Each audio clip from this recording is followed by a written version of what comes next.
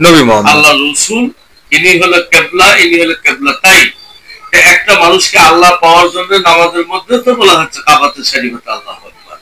এই কাবা মানার কারণে, এই কাবার শ্রেষ্ঠ কাবা যে আল্লাহ রসুল, আল্লাহ রসুলের সাহাবে তাবে তাবেঈনদের উত্তম, এগুলো বুঝবার তার বাকি নেই। একটু সামান্য একটু মগজ না ব্রেন না খাটালে আমরা তো বুঝতে পারবো।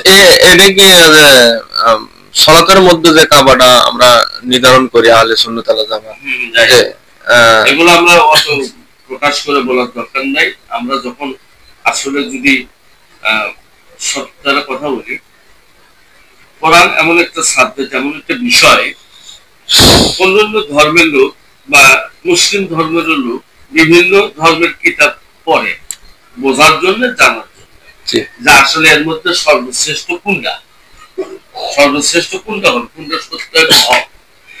প্রত্যেক ব্যক্তি প্রত্যেক কিতাব পড়ার পরে, ধর্মের কিতাবগুলো পড়ার পরে, জানার পরে, জ্ঞান অর্জন করার পরে কোরআনে এসে গেছে। সবাই কোরআনের কাছে এসে সবাই কিন্তু মুখ থুবড়ে পড়ে গেছে, ধরা খায় গেছে।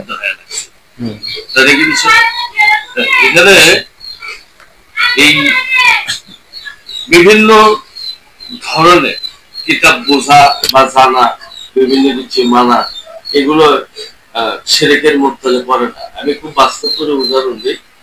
রব মানে তো প্রতিপালন, প্রতিপালনকারী হলো একমাত্র আল্লাহ।